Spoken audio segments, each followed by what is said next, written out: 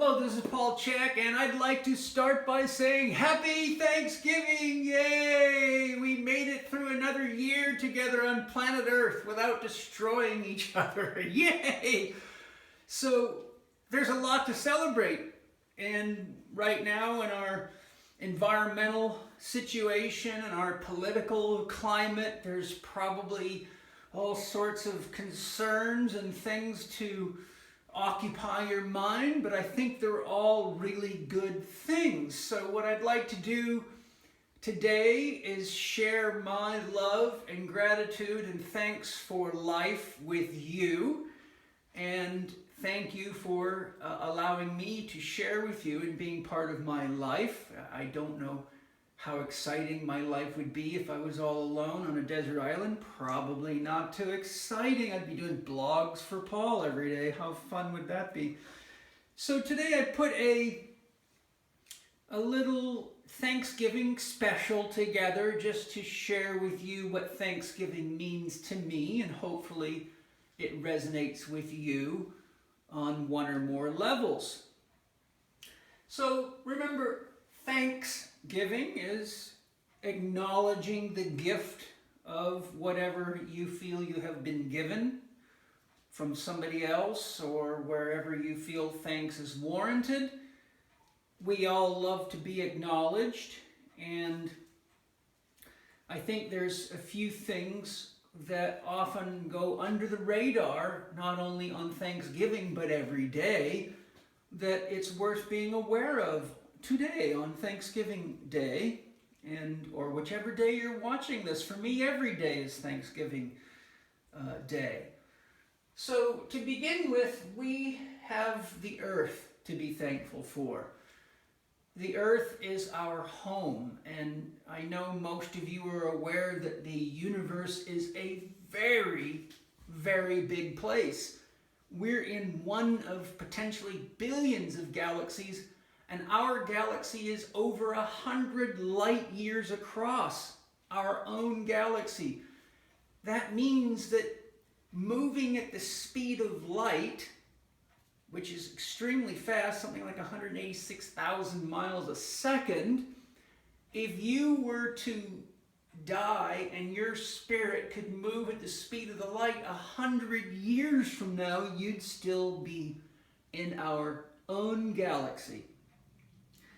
So that means that this little tiny ball of beauty in the middle of vast expanse is our home. And sometimes we forget that if we trash this place, it's a long journey to get to somewhere else that we can call home. And if you need to make that journey at the speed of light and it's still going to be a long time, it means you got to let go of your body to do it. Most people call that death.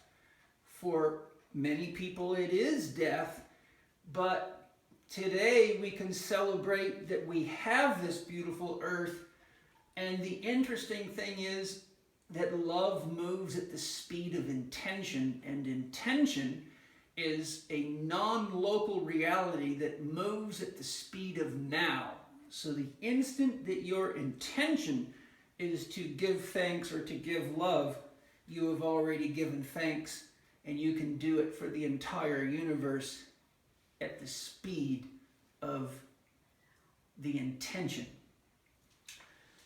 So without our earth, we would not have a home. We are progressively healing from the perils of scientific materialism, and that is a mindset that has led people to believing that earth is dead, soil is dead, stone is dead, it's just a bunch of rock, that nature is something that we can just control and manipulate and use however we want to use it, and that's led to tremendous imbalances in the natural cycles of the planet and our ability to create sustainability for ourselves.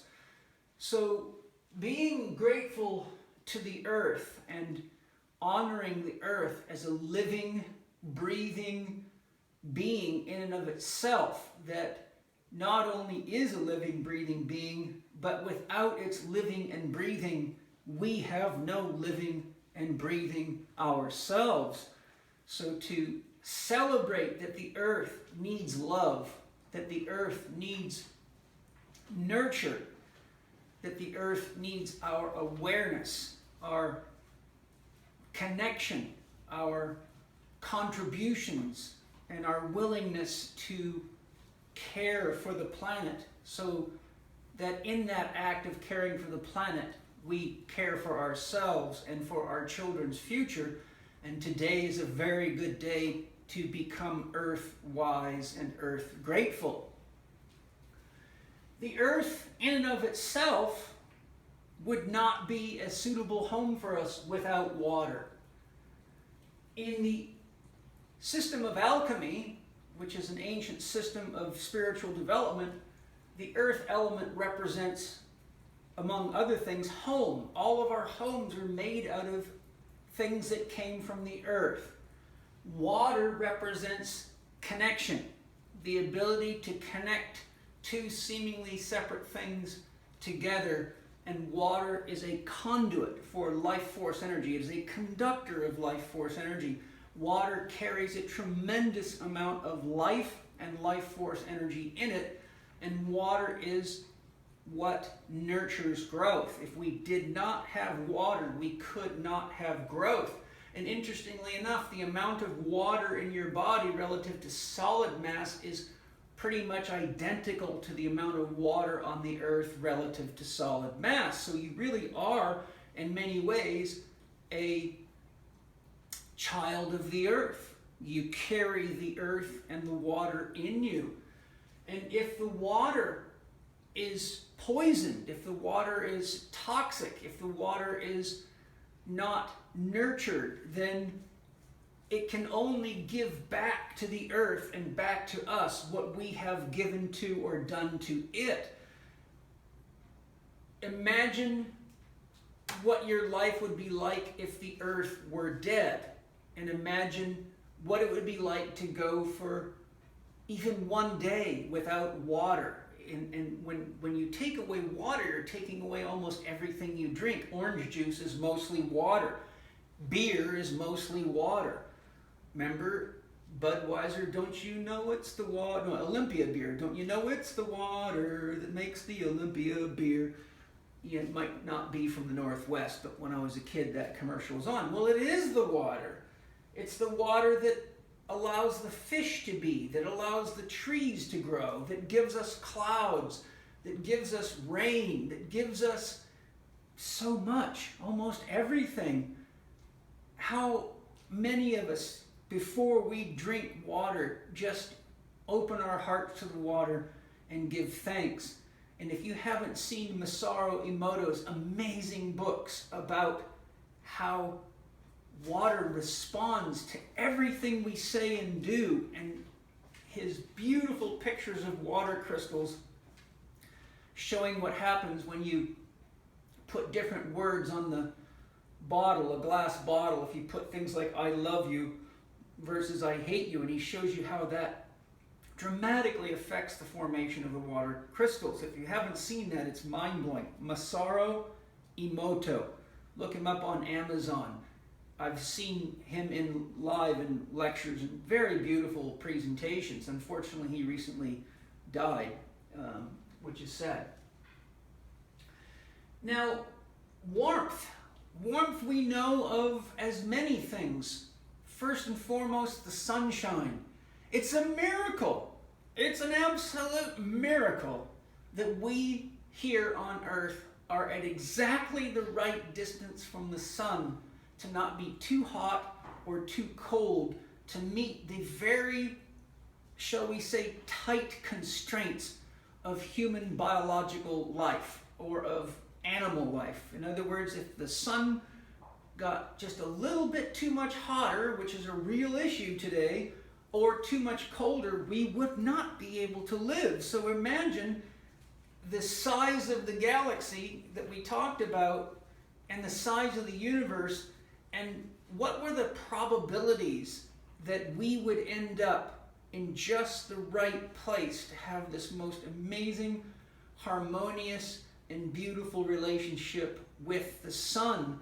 And the sunlight is what, through photosynthesis, gives us the food that is produced by plants. And inside of us, we have a solar plexus.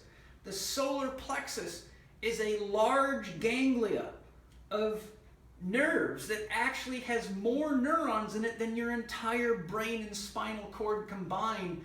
And it gives us digestion, elimination, detoxification, metabolism, and warmth. So the sun plexus takes the energy of the sun that's been captured in life as life, that we then move into us through the blessing of food, and then through the process of digestion, metabolism, assimilation, and elimination, we recreate ourselves and sadly often forget to give thanks to all the amazing life forms who were once living their life in the sun and enjoying the water and the earth, only to be removed from the natural flow of their own existence, to be brought into our being.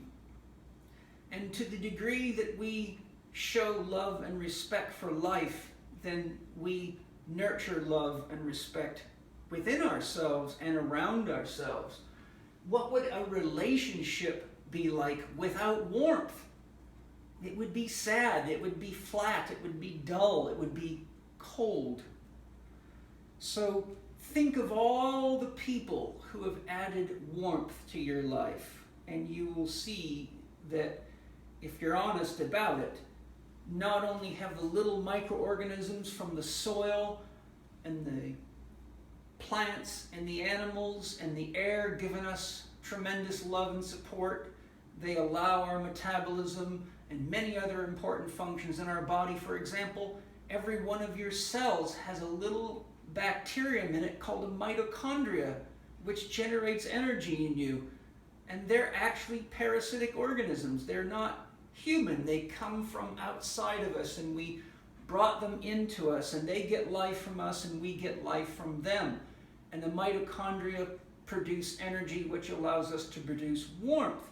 So you can see that there's a tremendous magical, mysterious, beautiful love play being told. And sometimes we get so caught up in the mundane issues of the day, whatever it might be, checking the mail, paying the bills, rushing off to work, that we forget to celebrate the magic that is in us and around us, that is love. Then we have the air. Hey, the air is pretty magical stuff. Without the air, you could not live. You don't have too long without air before you leave this dimension of reality, which means leaving your friends, your pets, your home, and all the things that you love. And we have also fallen into the trap of thinking the air, like the earth and the water, is something that we can abuse and that will be there forever and is there just for us. But a very, very genius and highly enlightened man named Rudolf Steiner warned us long ago in the late 1800s and early 1900s that life on Earth depends on two things. And the day we remove them to the point of critical mass, we will all cease to exist. And those things are the trees and the bees.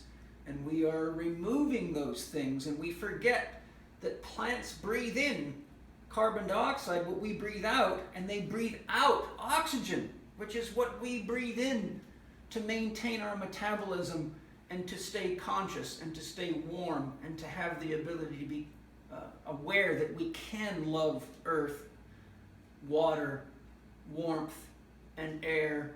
And if we aren't careful, we will bring the toxicity levels up in the air to dangerously high levels, which we already have.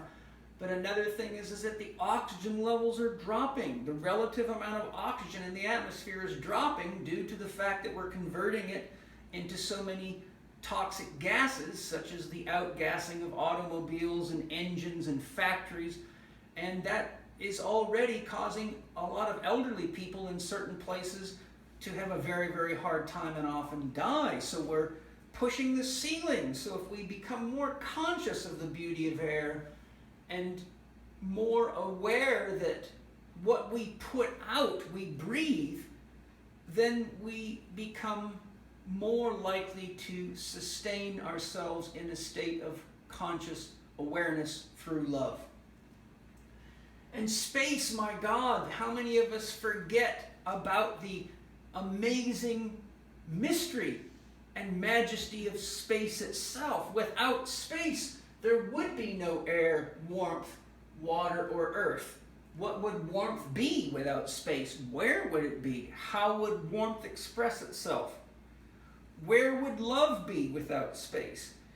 It would just be pure potential, but pure potential can't know itself until it acts itself out. So we have space within ourselves. We have personal space. We have relationship space. We have world space. We have universal space. All of these things are things to take a minute to celebrate. What would life be like without space?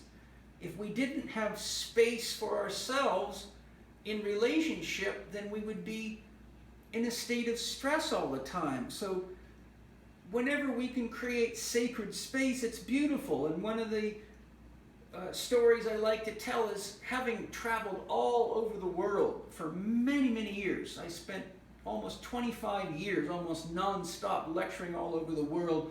And as you can imagine, had to take thousands of taxi cabs, many of which were stinky and nasty and gross, especially when you go to places like New York. You get in, you smell vomit and garbage on the floor, broken seats.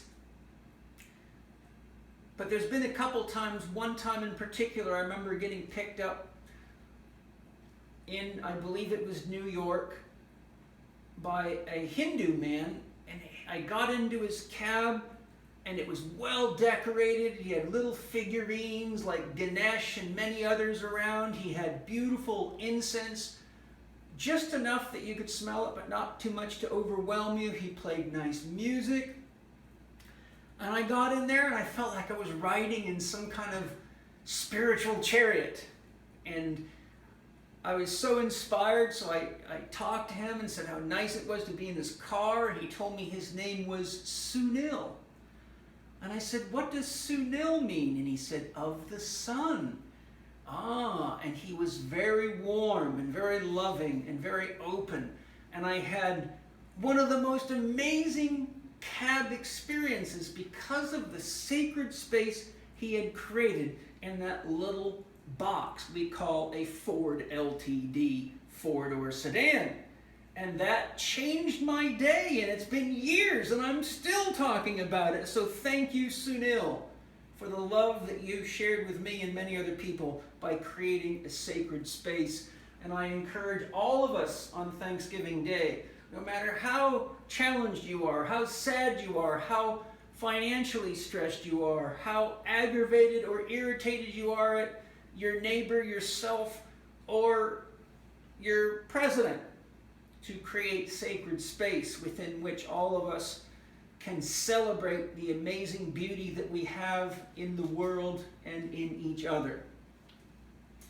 Now, if we look at earth, water, warmth, air, and space, those things all have to be present in order to create the mineral kingdom, which is the basis of the plant kingdom, which is the basis of the animal kingdom, which is the foundation upon which man becomes man.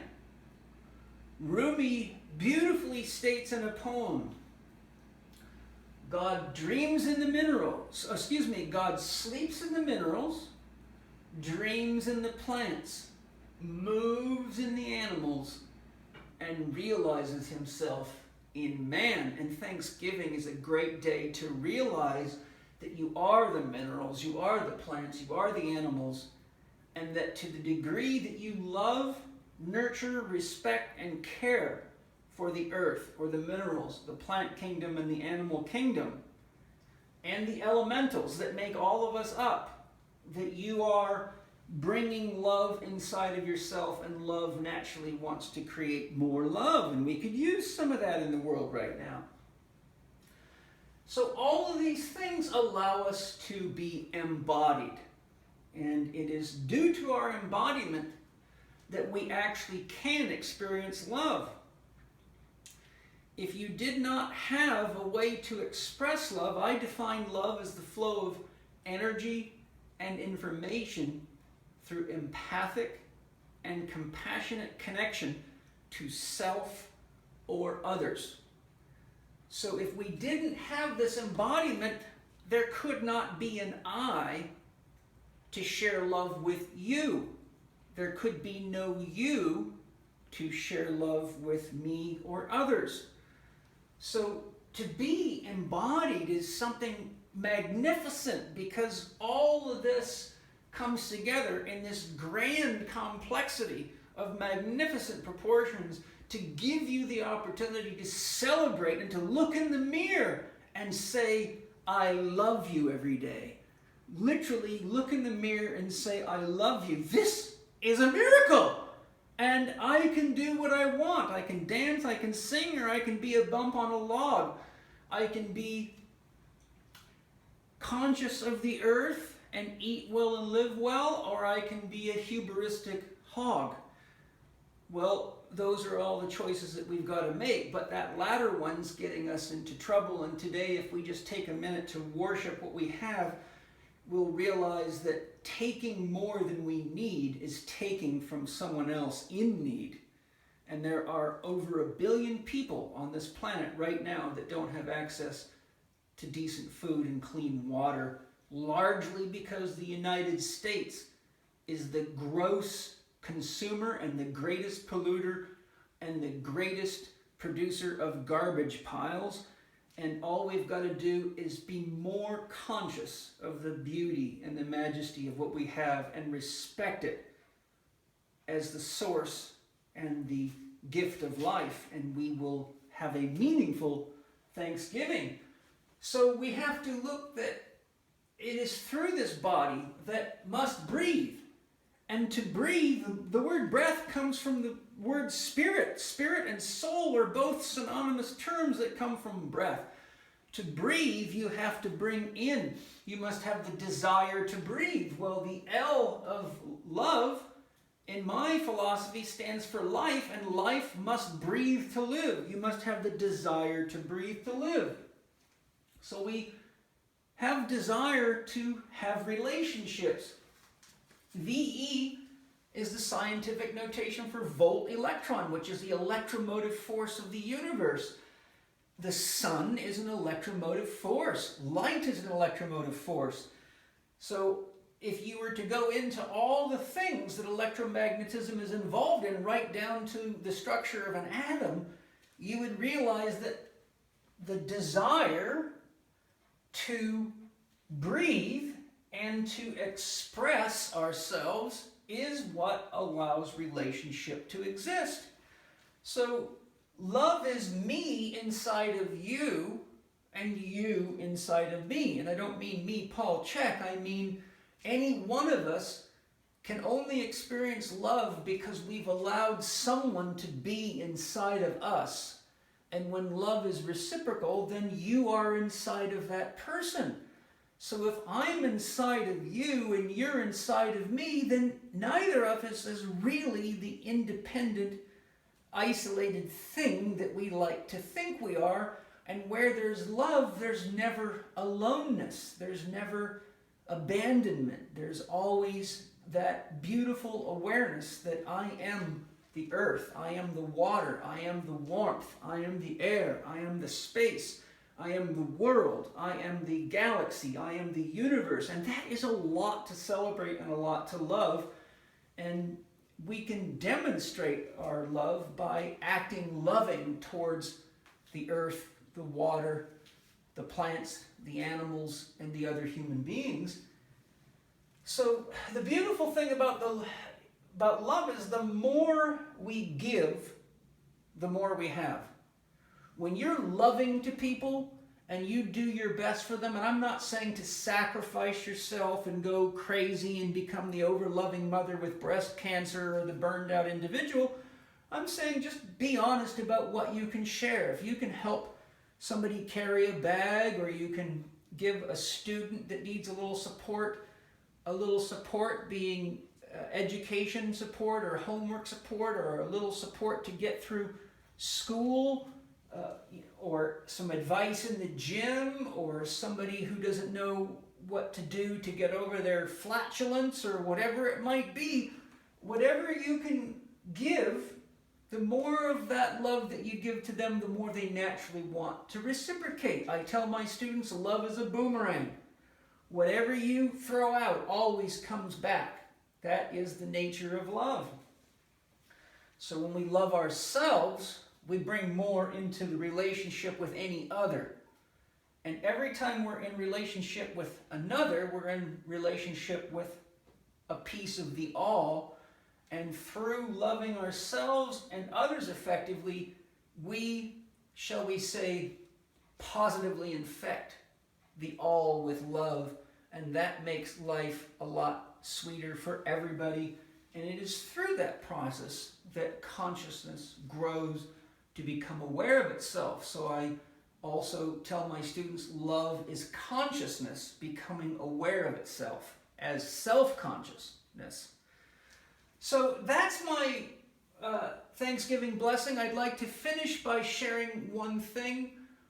Whenever I eat a meal, I always give thanks to that meal. So I'd like to share what I share with my holistic lifestyle coaching students, which is the prayer that came up inside of me as I was looking for a way to truly express my love and gratitude for all the little spirits and elementals and beings that create the food, and the farmers and the truck drivers and the clerks and all the people that make it possible for us to have access to food. I put my hands over the food so I can connect to it through the energy of my hands and my body. And I say, dear food, thank you for the love you are giving me now. Thank you for the love you have given Mother Universe and Mother Earth. It is with great love and respect that I bring you into my being. I invite you to join me now so that together we can make the world a better place for all living beings, now and in the future. Om, peace, amen. Aho, Great Spirit. And then I don't see that I've killed the food. The chicken gets to be Paul and continue to live. The turkey gets to be Paul. The broccoli, the corn, the potatoes, none of it dies in love. Nothing can die in love.